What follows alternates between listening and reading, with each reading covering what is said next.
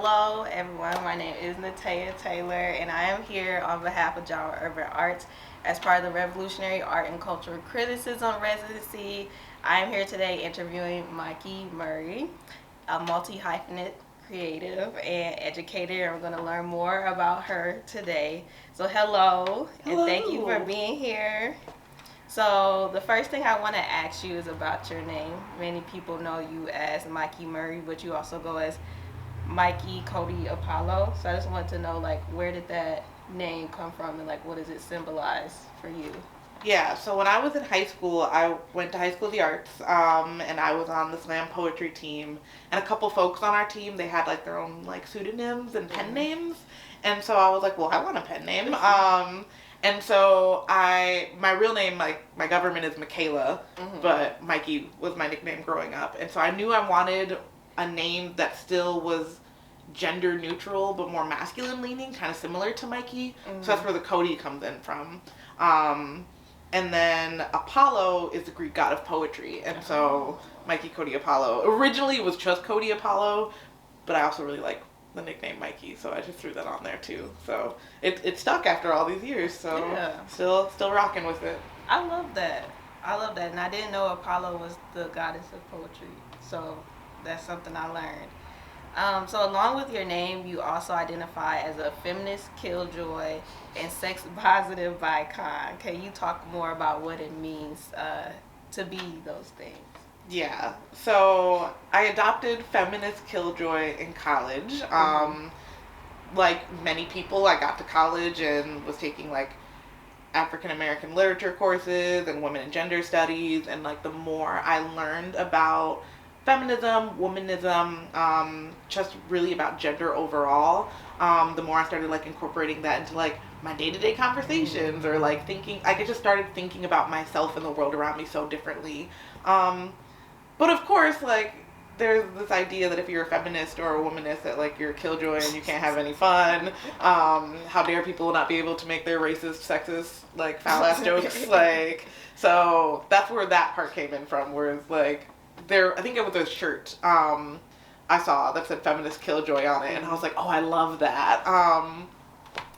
Sex positive bicon is a little bit more recent. So I've known I was queer since I was 12, but I didn't actually come out until 2020. So I was 24 at the time.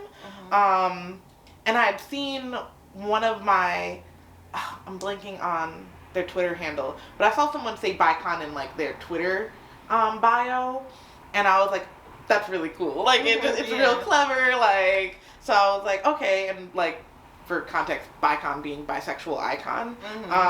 And so I was like, oh, that's really cool.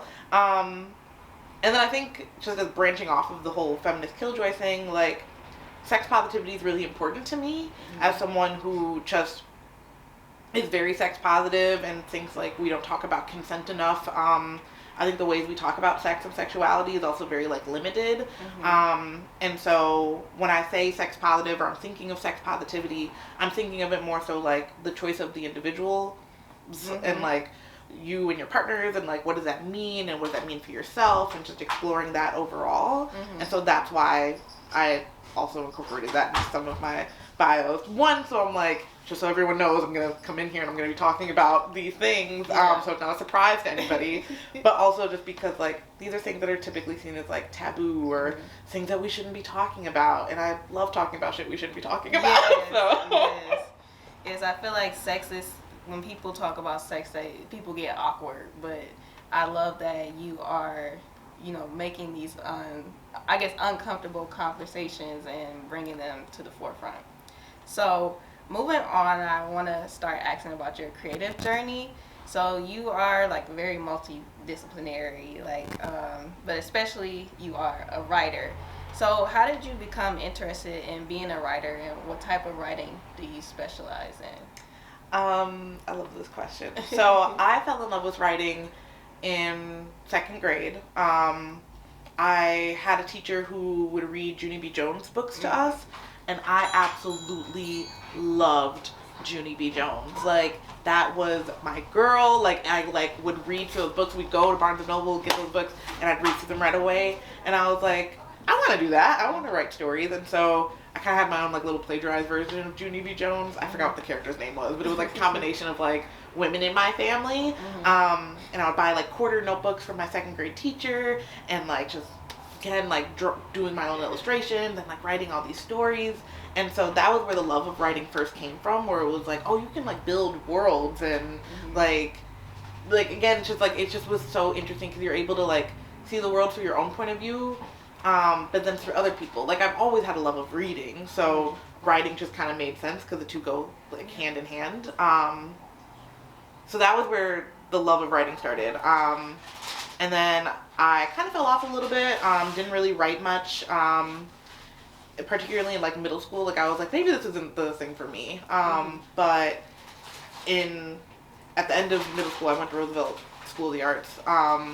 You know, I was applying for like high schools and stuff, and I knew that creative writing was like a newer-ish major at High School of the Arts, and I was like, that makes sense. Like that's ultimately like something I love, something I'm passionate about, and so poetry really is the vehicle for a lot of my thoughts and ideas.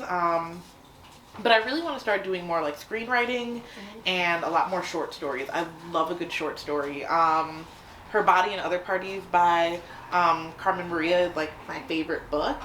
And so I just think that, I don't know, to write a good short story, you have to be so like poignant and clear and concise, because it's like you're only building that world for like a couple pages. And so yeah, those are like the three, but poetry is like the main one. Yeah, I love that. And you mentioned screenwriting, which we'll get back to in a minute. But before we get to that, I know some of the topics that you write about include race, gender, sex, and religion. So what like kind of draws you to those topics? You talked about being sex positive and stuff like that, but what about like religion? Like what draws you to these topics to write about? Oh gosh. So I can't undo all of my different identities. So like I see the world as someone who is black and queer and a woman, and so by default that influences my work. Just like full stop. But outside of that, I grew up in a Christian household, but I've always had homies who were atheist or Muslim or Jewish or just any type of like religious point of view. And I think there's like a little bit of truth in like all of it. And so religion's also one of those things that I think people think of as very taboo, and I'm like, it doesn't necessarily have to be. Like, I think people can become so caught up in like their own personal beliefs that they don't like open up to like other ideas. And so I like writing about it. I like exploring different like mythologies and just like origin stories, or like just even like talking to people about like how they think things came to be. And so that's a lot to like unpack. But particularly with strangers, that's a lot to unpack. And so poetry is kind of like that like foot in the door of being like, well, what do you think of this, or I heard this story, or I grew up thinking this. And it's something that like, I mean, as like a human being, we all kind of are like, oh, wonder what's out there. So like I love exploring that in my work. And like also just like wrestling with like some of my own things, like growing up, like what it meant to like grow up Christian, and then like the privileges that came with, and then like the harm that I had done, and like reckoning with that as well. Now being an adult and like expanding my worldview, and it's just, I don't know, it's like things that if I'm talking to like my homies about it, I'm more than likely gonna write a poem about it, because it's like my way of processing. But yeah, and then like of course writing about like sex, because black queer women are so sexualized. But it's always this idea of like being consumed, and not necessarily like, where does my pleasure fall into this, or you know, like where does I as a person fall into this? So I don't know, I just like kind of putting a mirror up to everybody else and being like, well, what do you think? But like using my own experiences and thoughts and ideas, because that's like all I can write from. But then also like, I don't know, I like to think of whether it's a poem, a short story, a film, it's like being a conversational thing. I don't want it to feel very one-sided. Yeah, I feel like that makes the writing a lot more relatable and able to connect with your audience. And you are also the author of a poetry book called Black Girls, Silence, and Other Things Made of Gold that you self-published in 2017. Can you talk more about the book and like, I guess, the process of publishing it? Yeah, that was a long time coming. I knew I wanted to write a book of poetry. I had, been doing poetry for so long at that point. The first version of the book was very safe. I had censored myself a lot because I was like, well, my grandma's going to read this. So there's like certain poems that just can't go in there. And it just didn't feel right. And I think that version was maybe like 2014, 2015, because right after I graduated high school. And then I just sat on it because I was like, this isn't it. This doesn't feel right. And I think as I got older and I was writing more, I started to really basically write about the things that scared me, or write about stuff that I'm just like, I don't care what other people say or think, or if it's like ladylike or whatever the fuck folks were thinking. I just knew I wanted to be creating. And so I had a really awesome professor named Tobias Ray. And for context, he was my creative writing professor when it was fall of 2016. So lots was happening in the world. And we just connected, and like all queer kids, I was just like, this person's amazing. But he like really pushed me to like take my work to other places, and like, I don't know, I was such a perfectionist, but I also was the type of person that I was like, well, I wrote it, like, this is what the poem has to be, and I was not big on revising or editing, and he was like, no, we will be redoing some of this. And so I just thought about writing and editing in a completely different way, and I noticed that my work felt a lot more genuine and different because I'd spent more time on it. And so Black Girl Silence and Other Things Made of Gold was actually my final project for that class. And then like National Poetry Month passed by, and like a couple other things where I was writing more poems, and I was like, I think I actually have the book. Like, I think I actually have the collection now.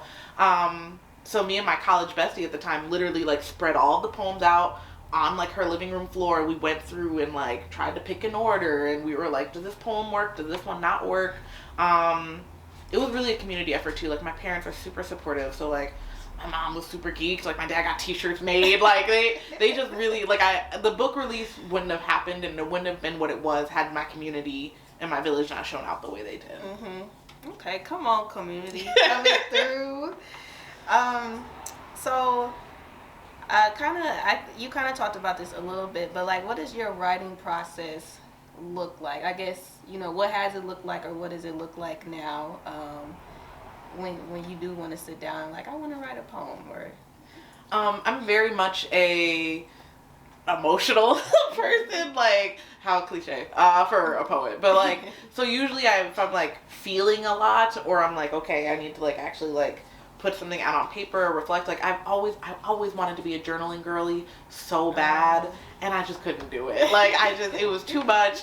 I was like, what if I make a mistake and I gotta go back and scratch something out? Like, that wasn't it. So poetry was just, because it was shorter, it was easier, and it didn't necessarily feel as, formulaic. So that's always been my writing process. It's like, do I feel moved to write? I want to get into like an actual like writing ritual type thing, where it's like picking a time or a date. But it's really hard, like, to actually like do that. At least for me, it's like really hard to do that, because then I don't want it to feel like a chore either. So my writing process really is just more so like, okay, like I have time to do this thing, or I'm gonna sit and I'm gonna do this, or particularly if I'm reading work that I really, really love, or I'm around my homies who are all creatives in their own right, like, I'll feel inspired to like write. So yeah, it's usually either like community driven, where it's like other people around me are doing cool stuff, so I want to do cool stuff, or it's more so like, today was a really crappy day and I now need to cry and write something. But I do wish I had more of like an actual like, oh yes, I make a cup of coffee and I sit down from 8 to 11 and I, just jot it out on my laptop, but we are not there yet. Yeah, it seems like your writing process is really based on like energy. Like, if you're feeling emotional, then it's like you have the energy to like kind of spill it out in a poem, or if you're around creative people, like that creative energy kind of fuels you. But that's a good process too. And you talked about screenwriting and how you want to get into that, and like one of your goals is to become the first Black woman to win the Academy Award for Best Original Screenplay. So can you talk about, like, have you written any scripts, or what kind of scripts you want to write? Yeah, so I fell in love with filmmaking in 2016. That was when Atlanta and Insecure like first like hit TV, and like that's also when Moonlight came out, which is like my favorite movie of all time. And so I was seeing more black people on screen, and I was like, oh, like this, like that was like what I think most folks are kind of marking as like the beginning of like the black media renaissance. And so after being in like different college classes, because that was around the time that I was like, I don't think I like my major anymore. But I was so close to graduating, I was like, we kind of here now, so we gotta get this degree. But I think I just realized, I was like, oh, I could tell stories in a different way. And I don't necessarily need to be limited by like academia. Like it just like I don't know, it seemed like a very like, well, duh, but for me like a light bulb kind of went off. And so wrote a lot of really bad screenplays first. And then recently, I started working on like feature anthology, based on like a couple different things, like conversations that were happening. So, one, I know Instagram is always like, is that a titty? We are gonna just completely get rid of your account. So like, talking about that, but in a way that's a little bit more comical or like science fiction like. So talking about like, what does it mean to be like a sex worker like in the social media era, or just what does it mean to just have a body in the social media era, because Instagram is forever just being like, no, inappropriate. And it's like, I'm just in a bikini and I happen to be fat, so of course Instagram's just like, absolutely not. And then like other films just like really talking about like revenge pornography, or like basically if I'm doing a screenplay or a film of any type, I want to make sure that again I'm keeping like my core values, but also like creating opportunities for like the people in my life who also are storytellers, whether they're actors, actresses, folks who just love holding cameras. Like I don't know, it's really more of like communal experience in that way as well. I also had the absolute privilege to work on Tiffany Tennille's first film. Tiffany Tennille is an actress known for her work. She was in Numa Perrier's Jezebel. And she had her first short film called Albion Rose, and so I got to like help with that as like a script coordinator and a producer, which was wild and very unexpected. But yeah, I don't know, it's just one of those things where it's like I'm still very new to it, and learning a lot. There's so much that goes into filmmaking. I know we were talking about it earlier, but like just how it's like expensive and time consuming. But I really do love just seeing like Black folks, queer folks, like people of color on screen, in very complicated and beautiful ways, because like we're often reduced to like stereotypes, or it's the characters aren't complex because folks don't want to go into stereotype things. And I'm like, I don't want like goody two shoes Black and queer characters. I want messy. I want like Insecure was like the best example of it, because I was like, some of these characters are foul, like, but like that's the reality of it, right? Like people shouldn't have to be perfect, because like no one's perfect, and I wanted it to feel real and authentic. And so I really looked to like Issa Rae, Terrence Nance, and like Donald Glover as like examples of being like, y'all are doing it, like y'all are creating the representation I want. They're like your holy trinity, right? Absolutely. So you did mention like, it seemed like the genres that you mentioned were like sci-fi and a little bit of comedy. So what genres specifically would you like to write in? Horror. I fucking love horror. Anything like weird and like funky, which is why I think that's probably like my holy trinity, because I'm just like, y'all are all weird. But I know Afro-surrealism is like a big thing right now too, so that's been really cool, like learning more about that genre. But horror is like where like all of my interests kind of meet. I love horror because I love being scared. I think as someone who lives with anxiety, it's like in a controlled space where I can be anxious. And so I also think horror is like a genre that people don't take very seriously. And I'm like, this is actually probably one of the most brilliant genres, because horror is talking about all these things that's like a social commentary. There's so much to be unpacked when you're watching like these monsters and all this other stuff. And so Jordan Peele probably would be like my fourth man of being like, yes. But horror, sci-fi, like I love a good Black Mirror-esque type vibe. But yeah, anything kind of weird and quirky. Okay. Yeah, Jordan Peele was definitely somebody that I thought of when you said horror, because his like you were saying, like social commentary, like his like films definitely make you think but they also like they're like more like thrillers, but like they kind of like not make you scared, but just like I don't know, creep you out a little bit. But yeah, for sure. So I know you say you do like screenwriting. Would you like to kind of is that the role in filmmaking that you would like to mainly focus on, or would you like to ever step into other roles like directing or anything else like that? I think I would love to direct. I know, which of course, but like directing, producing, and writing. But writing is really where my love is. Like when I found out that only one Black woman ever has been nominated for Best Original Screenplay, I was like, that's wild. And that was the 70s. Like, so that's like one wild to me. And then to know that like just Black people in general often are not like recognized by the Academy, which like isn't surprising. Like we shouldn't hold the Academy as like this, but it's just one of those things where I'm like, I don't understand. Like, I don't know. Like I've been thinking about that a lot. But writing is like where I'm most comfortable. So I think that's the role like predominantly I'd want to stay in, but directing is also so cool. Very stressful. I've watched people do it and I'm like, whew. But I also think it's just again like it's being a storyteller in a different way.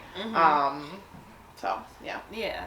And then one last question about filmmaking. So how have you found it to be different? Like I guess writing screenplays and then like poetry. Are you able to take the skills that you learned from poetry to write and screenwriting? Like what's that process been like, screenwriting? It has been a very difficult transition. One, because poetry is like my voice, versus when you're screenwriting, like you are channeling other people and like they have their own stories and backgrounds and experiences before even whatever the opening scene is, right? So it's like that part of it is hard because sometimes I'm just like, okay, that's like your voice. Like you gotta pivot a little bit. Also with poetry, I could take a line out, I could add a line, I could do whatever, right?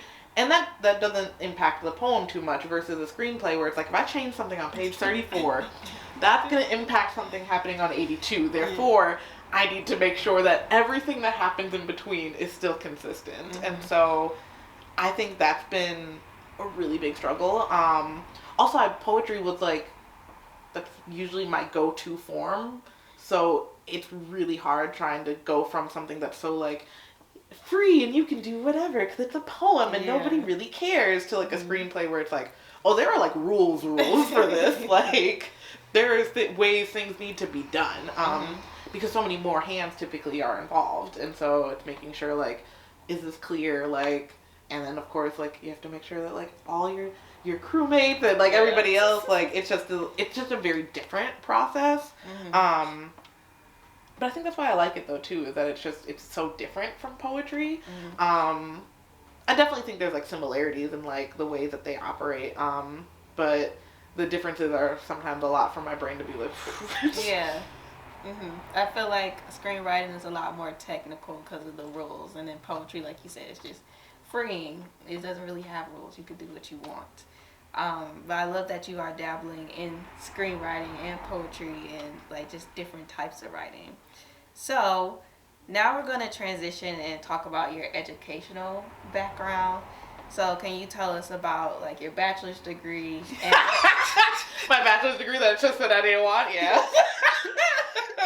like what influenced you to pursue that? Like what'd you get your degree in? What influenced you to pursue that? That's really funny. So my bachelor's is in community engagement and education. My sub-major was in community-based policy and leadership. I went to UWM. I first got accepted for English, which of course, but after having a conversation with one of my high school teachers, he was like, everybody has an English degree and it sounds like you really want to do education, like the way you talk about like your vision for like your future, like education makes more sense. And so I switched to education, but didn't really know what part of education I wanted to go into. I just was like, I just know I want to teach and work with young people. And so when I was at like my orientation, which like, again, so 18-year-old me, just really excited to like get into the world. And I was like fresh off like getting my wisdom teeth pulled, so my cheeks are huge, and I'm just at this orientation. And one of the folks were talking about the community engagement major. And I was like, oh, this makes sense. Like it clicked. At the time, I was like freshly transitioning out of Stillwater's Collective, which is who ran the poetry slam, like the youth scene here. And so I was like, this is the closest thing to like what my mentors do. So this major makes the most sense. Ultimately, it still ended up working. Like I'm still an educator. Like it just has shifted a lot since then. Okay. Did that answer your question? It did. Okay. Yes. So thanks for telling me about your educational background. So, like you say, you're an educator now. You work at Ubuntu Research and Evaluation as a managing strategist and storyteller. Can you tell us more about the organization and also like what your role entails? I absolutely can. I love talking about Ubuntu. So Ubuntu Research and Evaluation is a strategic learning organization based here in Milwaukee, Wisconsin. It was founded by Dr. Monique Liston. So she created Ubuntu, one of the way to kind of like hold her research findings from her dissertation on dignity. She specifically talked about dignity being reciprocal self-worth between an individual and society. So if I understand myself to be worthy of a thing, that means you're worthy of a thing. That means the lovely staff at Woodland Pattern are worthy of a thing. Person on a bus stop, every single person, right? And so this looks like very different from how we're taught, because we come up under the white supremacy umbrella. It's very much like everybody has to work for what they have, and people are very like individualistic, and dignity is like, no. Since we're all human beings, we all should be able to, identify and be who we say we are and have access to like things that our community values, and we should be in relationship with one another, like all of those things. And so using that framework, as well as the framework of Beloved Community by Martin Luther King Jr. and Bell Hooks, our goal basically is to disrupt systemic oppression using those frameworks, but also like tools like education, evaluation, and facilitation. And so as a managing strategist, I do a lot of different things. Sometimes it's going in and talking to an organization and being like, y'all are doing racist shit, and here's how we're gonna move forward, right? So not necessarily going in and being like this angry black woman and being like, all y'all suck. Like, it's really going in and being like, here, let's unlearn all of the stuff that the world taught you so that we can move forward and actually like move closer to a liberated world. Because all of our liberation is tied together, which I think a lot of people don't consider. And so it could be that. It could be folks being like, hey, I have this project or this program, and I want to make sure that we're reaching our goals. Can you all come in and evaluate? So that looks like having focus groups with participants. That looks like semi-structured interviews with staff. Even like we do something called Writing for the People too, where it's like our reports aren't necessarily just, like typical like reports. Like sometimes it could be like, depending on the client, it could be like, this could be a meme, this could be social media assets. It really just depends on like what are folks trying to achieve, but then also most importantly, how are we making it accessible? Because like reports don't work for all types. Like it's just not a deliverable that works for everybody, right? And so my role being the storyteller too is I'm trying to incorporate more art-based approaches in what we do. We do a lot of like Afrofuturist approaches, because ultimately what we are doing is trying to make sure that all black people are living in a dignified world. But also like, if there are black people in the future, what else is happening? Because the world as it is right now is like not it. And so that's a very winded way to say that I work with a bunch of black folks doing really cool stuff. Yeah, I've seen Ubuntu and I just admire like what you all do, and I really feel like the work that you all are doing is very much needed. And I've attended some like facilitation like workshops with some of the people from Ubuntu and learned about Beloved Community and dignity, and it's just, I love what y'all are doing. So thank you. Yes, I love that. And so my next question is, what is your favorite part about working at Ubuntu? It's probably my team. Like, I work with some really amazing people. It's funny because on paper we're all so different from each other. Like, we all just have various experiences and point of view, and like really at the core, like, the main thing we all have in common is that we're all black. Like, but other than that, like, we're all just so different, and I feel challenged by my team. I feel very loved by my team. I can show up and be my full authentic self in meetings. Like, I don't ever have to come in like bullshit and be like, I'm fine, because we all know capitalism is draining us dry, and so I can just come in and be like, yo, I'm like really tired today, or I'm really upset, or I'm overwhelmed, and I don't necessarily have to fear any repercussions from being a human being working in this world and existing in this world. I don't know, it's just, it's, you know how like some companies will be like, we're a family here, and it's like, yeah, right, but like at my place of work, I genuinely am like, no, these are like these are my family members, like these are my sisters, these are my cousins, these are my aunties, like it just feels very nice to like be seen. Now that shit isn't always nice, because sometimes I'm called out and I'm like, whoa, you're seeing me a little too much, but it's also like important though too, that's the only way I'm gonna actually like grow. I don't know, it's like the work is work, but it translates to so many other aspects of my life that I just feel, I don't know, it's like I don't think there's a word for the feeling, because joy doesn't necessarily encompass it, but it's just, I don't know, it's just really, it's very strange and like really hard to articulate what it really means, I think, to be like seen by somebody, but also like loved and cared for in the same way.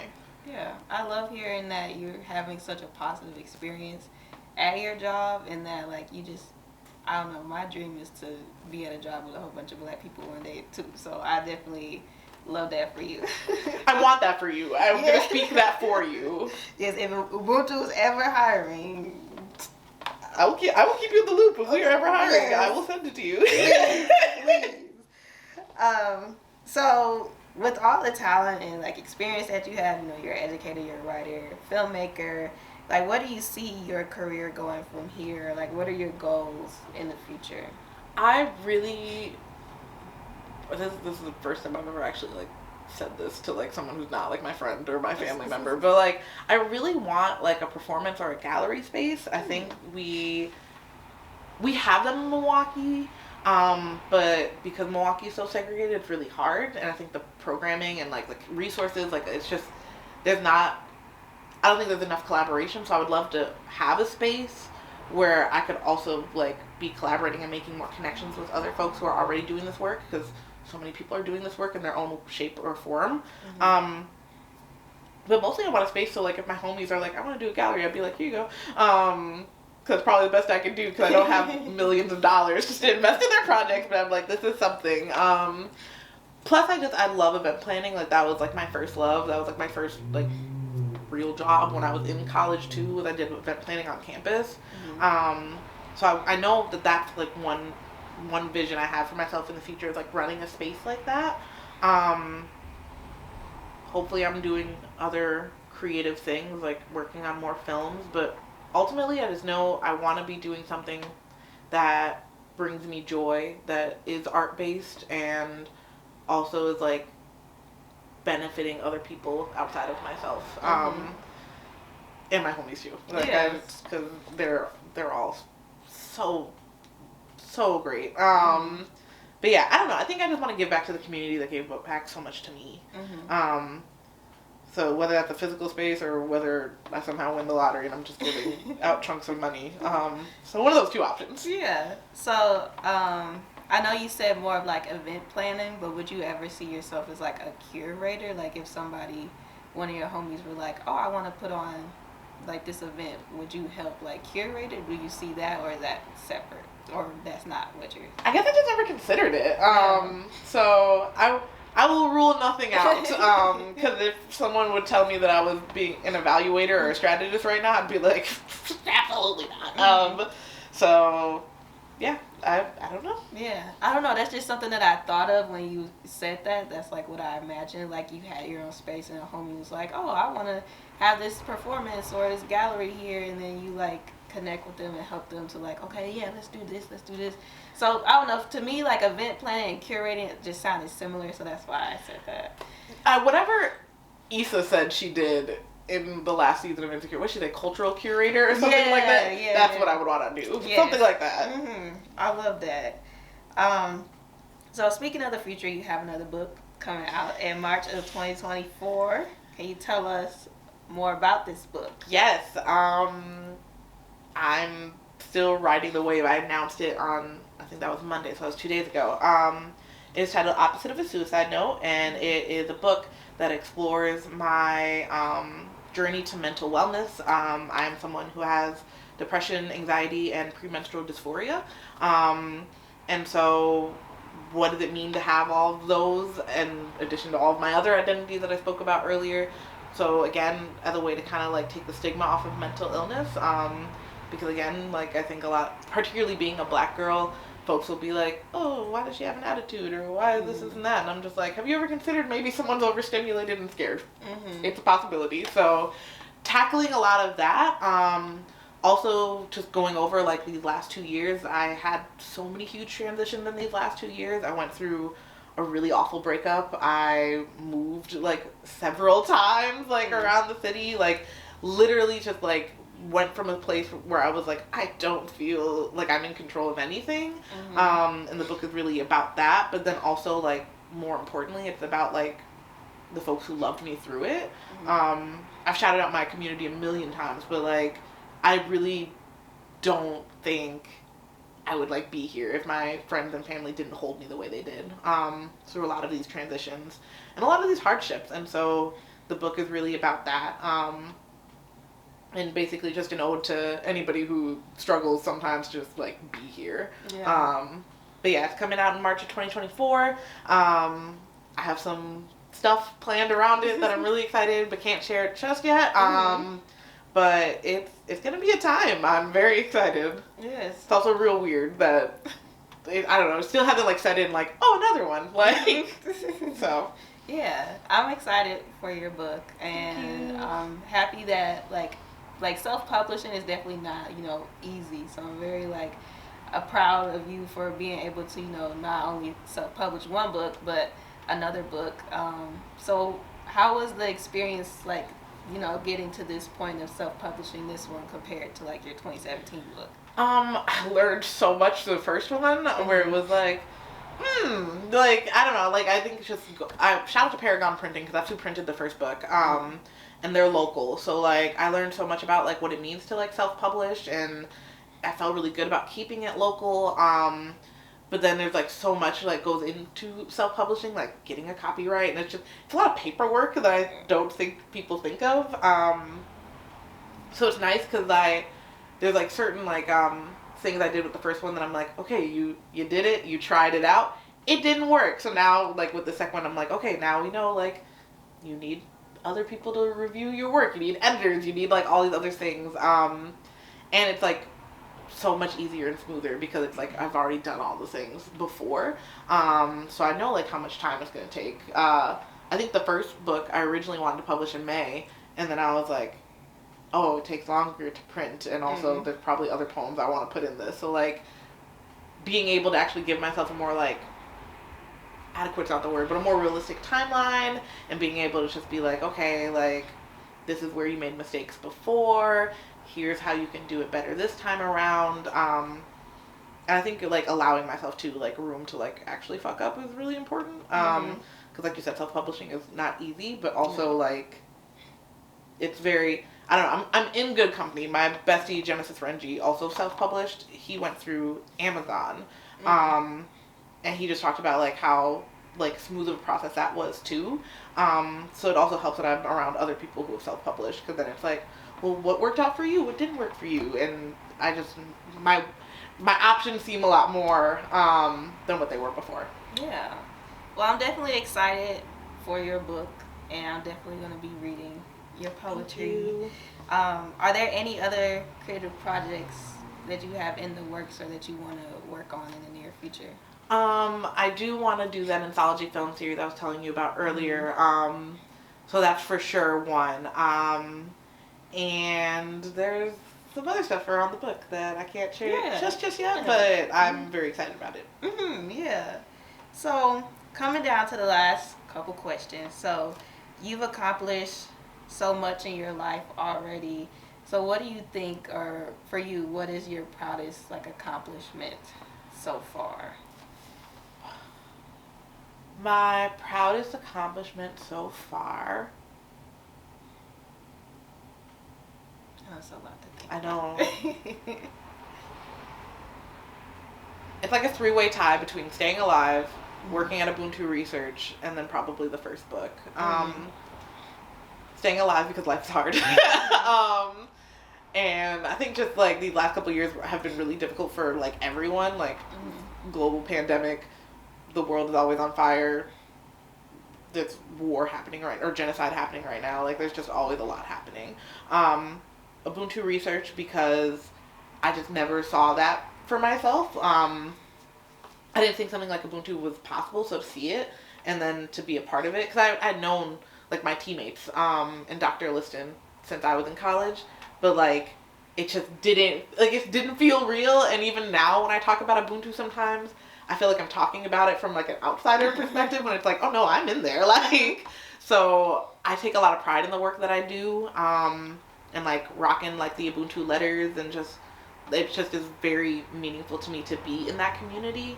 And then the first book, just because I just was like, I'm gonna publish some poems, and I thought that was gonna be it, but it afforded me so many different opportunities that I wasn't prepared for. Like I got to go and give a talk at University of Green Bay. I got to be like a feature poet at the Midwest LGBT college conference. Like it opened up so many doors, and I just was like, I'm gonna print off 100 books, and my friends and family will buy them, and that'll be it. Like I just, I wasn't even trying to like, what is it, like undersell like myself or like my ideas. I think I just was like, publishing is already gonna be a thing. Like let me just do that.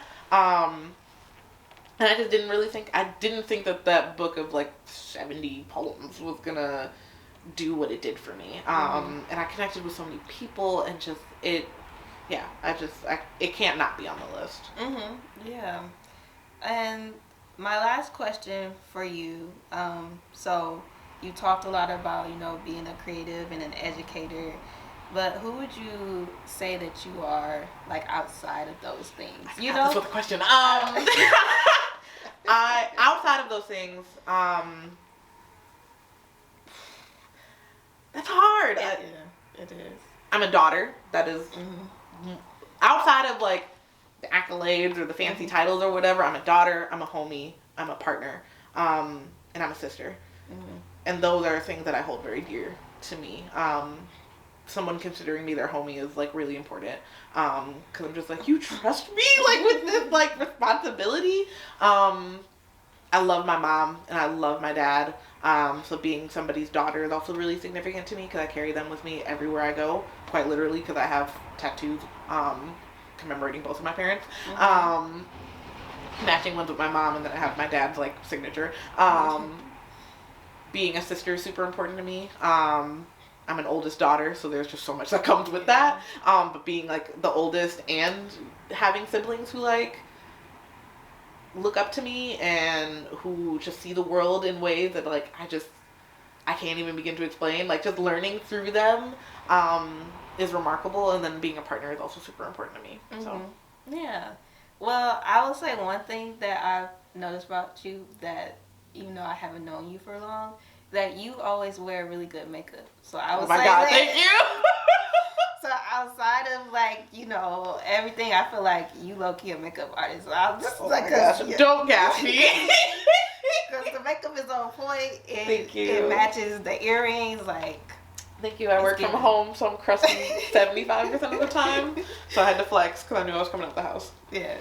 All right. So that's all the questions I have for you. So thanks for sitting with me. Thank you. Thank you for these questions. Yeah.